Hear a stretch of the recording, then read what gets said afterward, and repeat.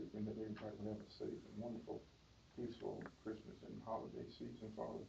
We love you, we honor you, and we adore you, and we pray for the least, the lost, and the left out tonight. In Jesus' name, amen. Amen. Number 2, adoption of the agenda. Move. So, Moved by Ms. Miss, Mildred, second by Mr. Tucker. Ms. Chair, can we pull 10-5 from the consent agenda? Yes, sir. It would have to go in the Say again? Oh, I was just telling him we're figuring out where to move it to. Oh, I'd okay. move it to executive session. So Why? you just want to pull it off altogether? No, I want to discuss it. Yeah. I just didn't know with it being I tell you what we'll do. We'll discuss it in closed, and then if it No, ain't we don't need to discuss it in closed. we're gonna have to if it's a personnel matter, Dr. Bridges. It's not a personnel matter. It's 10-5? I'm asking about the position. Oh, I'm not gonna just call about the in, position. I'm not Okay, calling not any gonna talk about names. that. Okay, that's fine. Yeah. Let's make it. Yeah, you can put it. Too much in the district is hidden. You I'm wanna, trying to hide something. no, if you would've talked about somebody's character or their name or specific name, we didn't know. That's why I said closed to determine the need for executive. And then if it wouldn't have been a necessity for it to be enclosed, we could've brought it back and discussed it in open session. Not That's my what I'm first saying. rodeo, Council. Okay, when you said that, nobody's trying to hide it. Let's make it 11A. Okay. 11. And then we'll do that prior to going into executive session. All right. All right. All right. You still want to move, Ms. Mildred? Move. Move the agenda with the moving 10-5 to 11A. And Mr. Stuckey, do you still want to second it? Yes. Okay. All right. Let's vote. 5-0. Okay. Approval of minutes number 3. Second. Moved by Mr. Payton, second by Dr. Bridges. Let's vote. 5-0. Number 4, request approval of disposal of fixed assets. I'll move. Moved by Mr. Stuckey, Second. second by Ms. Mildred. Let's vote. 5-0. Number 5, financials. I'll move. Second by Mr. Payton. Let's just vote. 5-0. Number 6, presentation by Apex.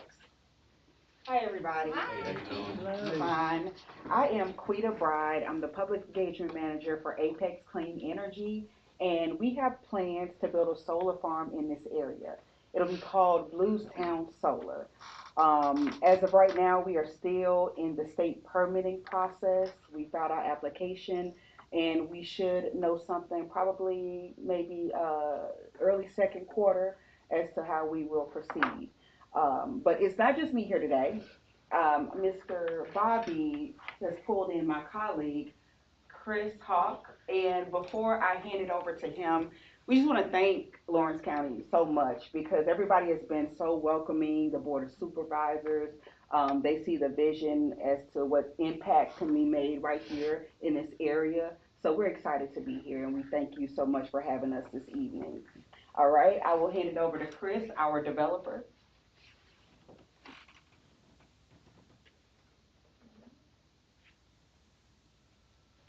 Oh, yeah, Mr. Bobby. Hang on. Are you on mute, Chris? No, hang on. Okay. Good evening. Can you hear me okay? So we can hear you now. Fantastic. Thanks for allowing me to join you this evening. Quita, thanks for being there in person. It's always awesome having you local to Mississippi, only an hour or so away from Bluestown. Apex Clean Energy is based out of Charlottesville, Virginia. We are really excited to be bringing a fantastic project to Lawrence County and Jefferson Davis County as well.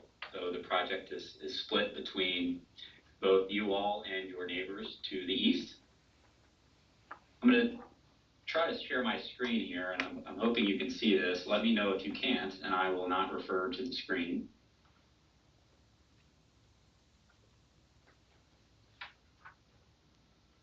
Can you see this okay? We can. Fantastic, and I can zoom in if it's not it's not visible. You could probably zoom in a little bit. How's that? That's good. Great. So Apex Clean Energy has been in the renewables business since 2009. So we just hit our 15-year mark. We're old heads here in the renewable energy space. We're really excited to bring, affordable, reliable energy here to Mississippi, and more specifically to Lawrence and Jefferson Davis counties. The project will produce enough power for over 41,000 houses annually. We will not be asking any residents or businesses or school systems to pay us for the energy produced. We'll be selling it either to a utility like Entergy or Cooperative Energy, or to a corporate and industrial off-taker like a Google or a Facebook, Meta, anyone who has a large amount of energy they need to support their annual operations. So a project of this size is, responsible for more than $300 million in capital investment that we'll be bringing to Lawrence County and Jefferson Davis County. About 5% of the project will be located in Lawrence County, and we'll be interconnecting into an existing switchyard that Cooperative Energy owns, not too far away from the shack on 184. The reason we chose that location is because the existing infrastructure in Lawrence County has got plenty of room for us to provide new energy. And then that energy will be transmitted regionally across the county and across Mississippi, and then also locally to residences, churches, schools, and businesses. Again, we're not asking anyone locally to pay us for the electricity. We'll be working with the utilities or a corporate and industrial off-taker when we start producing power in or around 2027. A $300 million capital investment, what does that mean for Lawrence County and specifically for the school district? We anticipate that over the initial 30 years of the project's life, we will be providing $1.2 million of tax revenue to the Lawrence County public school system. So that's an average of over $40,000 a year we will be providing from Bluestown Solar to the Lawrence County public school system.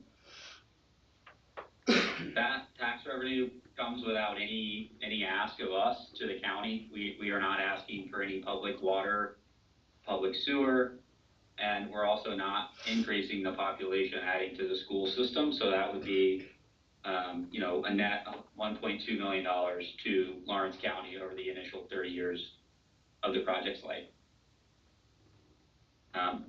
During the 18 to 24 month construction period, we would have up to 300 construction jobs, of which we would have an emphasis on hiring locally. And then over the operating life of the project, we would have up to 10 operational jobs that we would also like to have an emphasis on hiring locally. With that being said, I would welcome the opportunity to answer any questions you may have, and feel free to use this time to use us as your resource. And otherwise, we're very excited to be working here in Lawrence County. Really appreciate having the support of the Lawrence County Board of Supervisors dating back to 2023. And again, with their renewed support in 2024 with a letter of support. Thanks to you, Lawrence County School Board. And with that being said, I am all ears to answer any questions you may have. Anybody have any questions?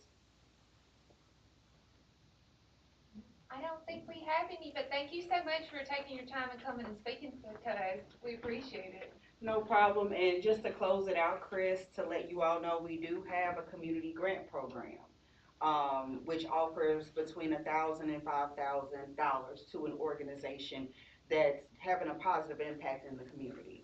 So if you know any nonprofits, and I can send the link to the website, to the superintendent, you can send them to our website and they can apply. It's a real easy process. You don't need a grant writer to fill it out, okay?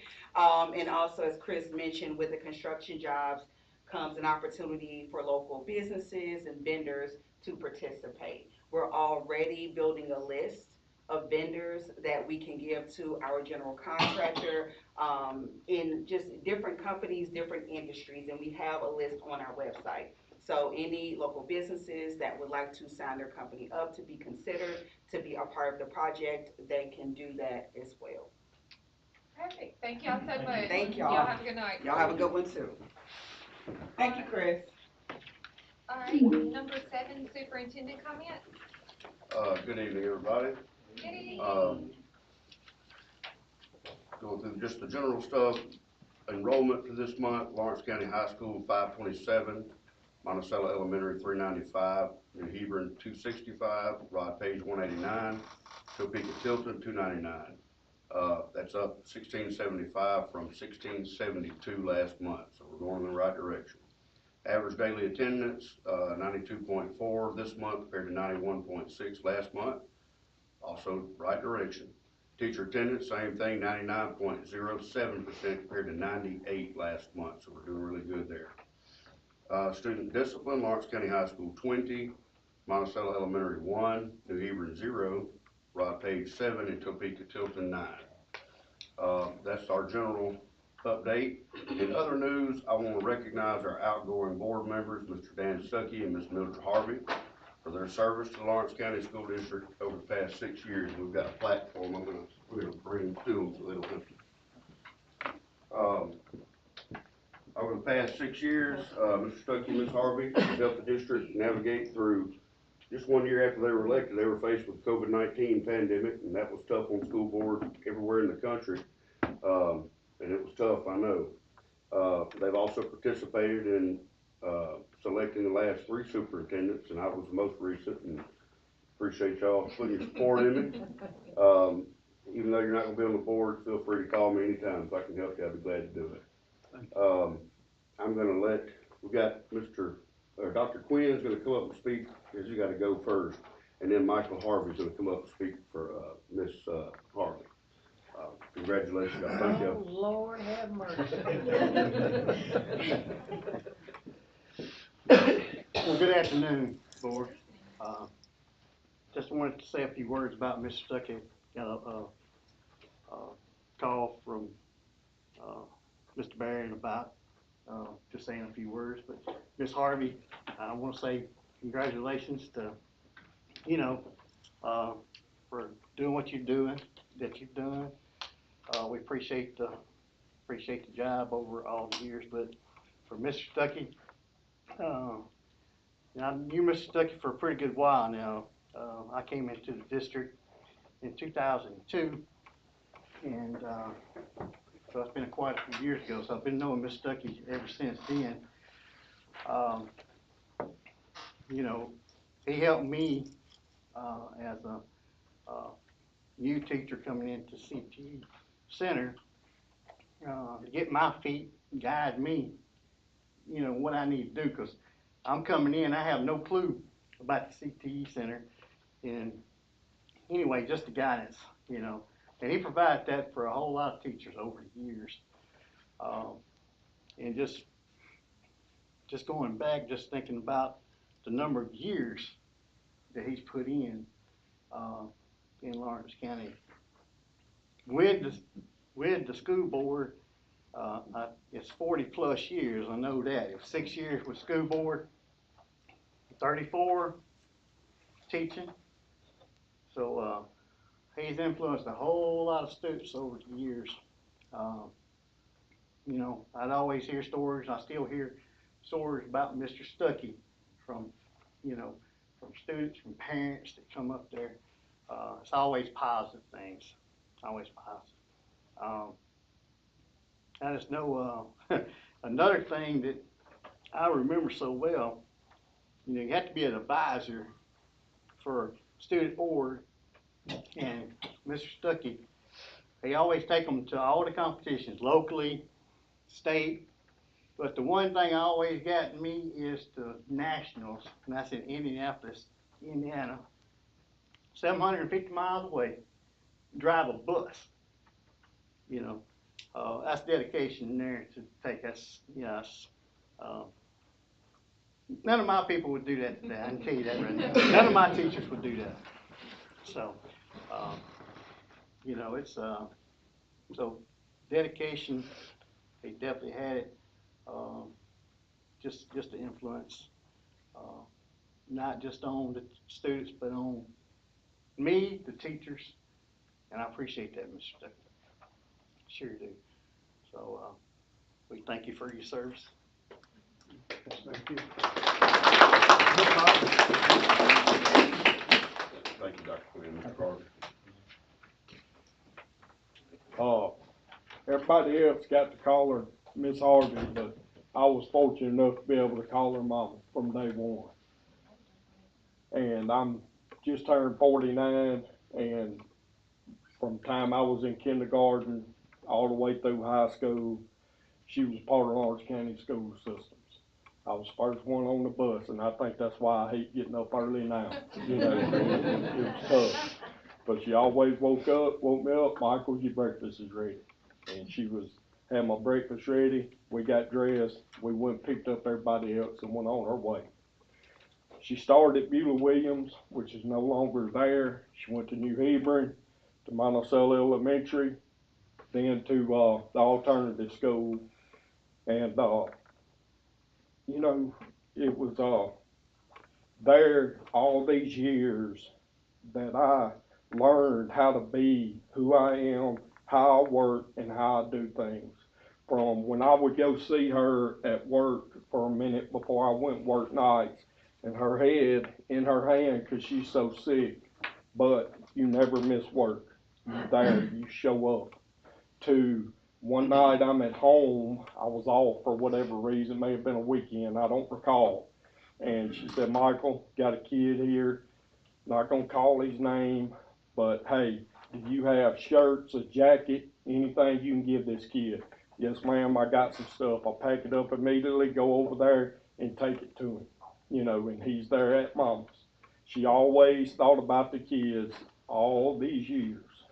It was always her first priority, is making sure that not just her kids, but every kid she encountered, that she loved them, and she took care of them, but she also got on to them if they needed to be got on to. So, Mama, I don't know what year you started. I know if I'm 49, I had to start school when I was 6 or 7, so that's well over 42, 43 years in this school district. So tonight is the end of an era. No, it ain't the end, I'll be talking principal. But, you know, for her being in Lawrence County School District that many years, I don't know of anyone else that has. And Mama, thank you. Thank you so much. Would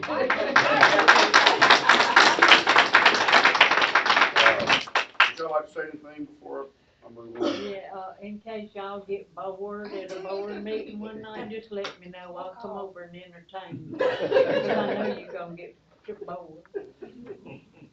No, I have enjoyed my 6 years, but it's time to go. My health just will not let me go any longer, and I don't feel I can do what I need to do with my health that I'm in. And I appreciate all of y'all, Ms. Faber.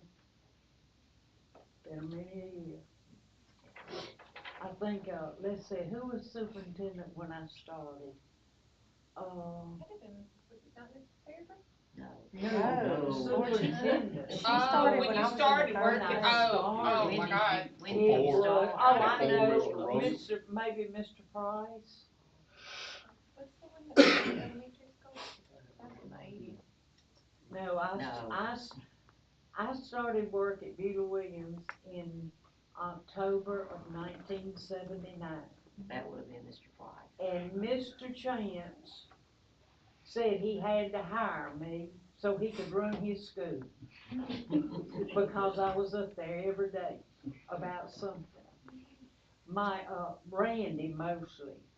That's, he drove me crazy, but anyway, it's all right, I enjoyed every minute of it, and I love the school system, I love the school, I love all my young ones I ever had. I love every one of them, and I still hear from a lot of them. And Reverend Bridges over here, I do not need to leave him out. I schooled him. Started with Teresa. Absolutely. Beulah Williams was a great school.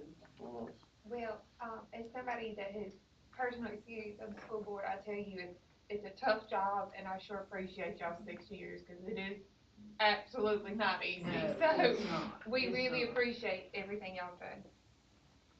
Ms. Dan, you wanna say anything? No, I'm blue.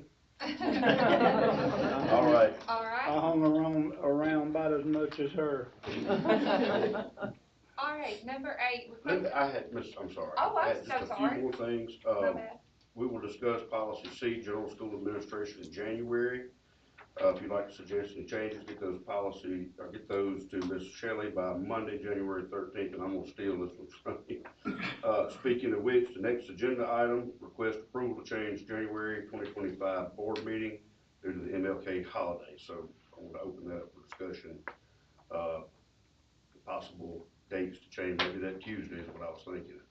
You won't be able to be here, huh? Or how does yours work? I don't know.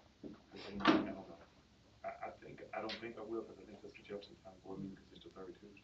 Okay, well, we could do the previous Monday, but that's the week after we return, or Right. second week after we return. Any day's fine with me. I mean, really up to y'all what y'all can do.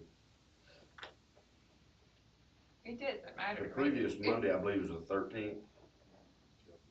1, 2, 3. Right. So we'd have to back up if you want to suggest policy changes, we'd have to back that up by a week and have the packet out a week earlier. By the 6th. And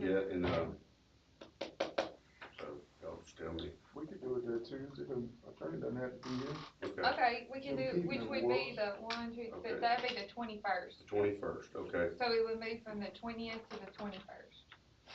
You need to vote on it? Yeah, we'll have to. All right, are you done? Yes, ma'am, I'm done, thank you. Okay. I have a question before we move. Yeah, go ahead.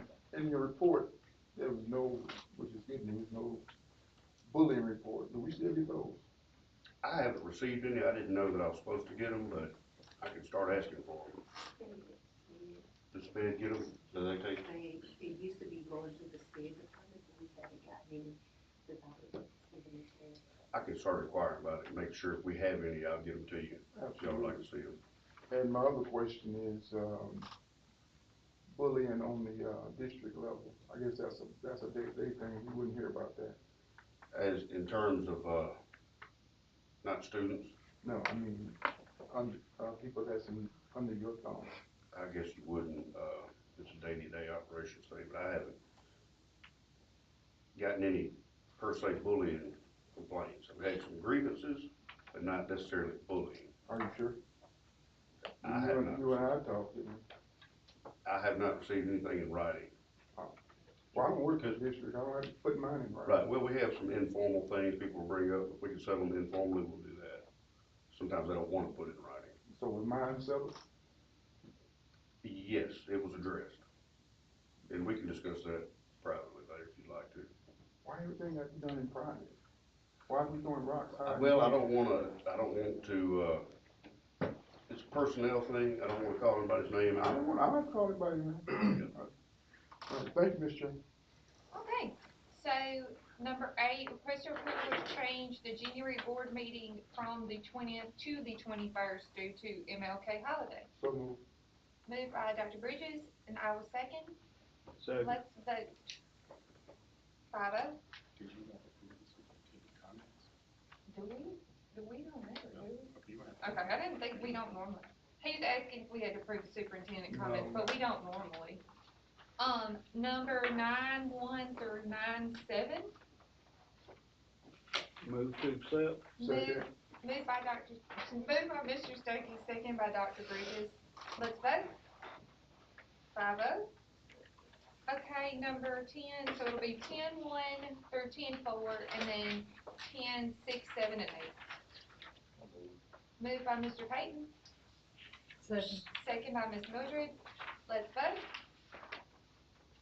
Alright, and then we'll do 11A, which is what was 10-5, about the Fed bookkeeper.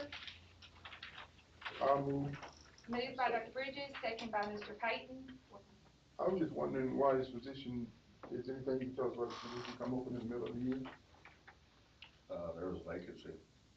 How did it become vacant? I don't think I can discuss that in open You session. can't? I don't think so. Okay, so can you discuss who, so this recommendation comes from the Fed director? Yes, we talked about it, and yes, we put yes, we followed up on this recommendation. Okay. And is that you can say about the recommendation to open this position up?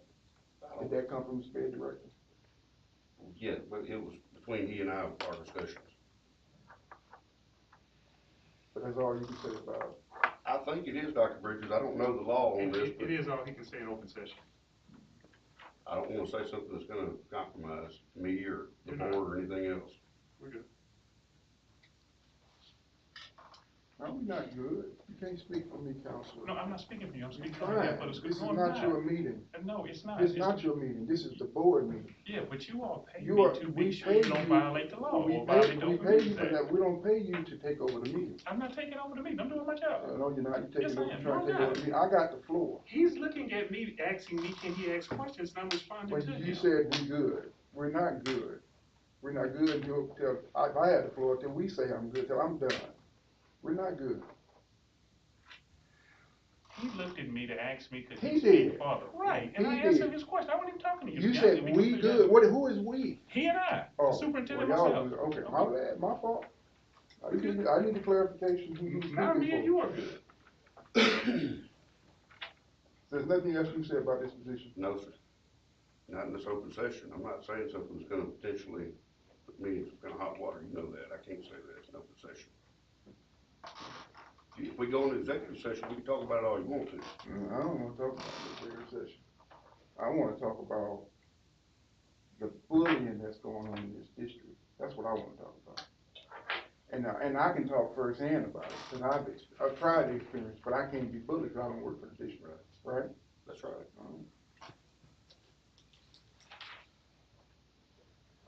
Thank you, Ms. Sherry. Yes, sir. Alright, I'll move on 10-5 that changed to 11A. Second by Mr. Payton. Let's vote. Point of order. I move, you second on. Oh, I'm sorry. That's We okay. already did that, didn't we? Yeah, I'm had to do sorry, that we before did it get in and twice. discuss it. I We move, did you it second. twice. Okay, Okay. let's, Yeah, 'cause I'm sorry, Shelley, that was my bad. We did it That's all twice. right. That's how I was scratching out, trying to see which one you No, guys. let's stick to the original. That was right. I'm my bad. Are you voting yay or nay? I'm voting nay. No, so 4 yays, 1 nay. Alright, number 11. I move we go into a closed session. Second by Mr. Payton. Let's vote. 5-0.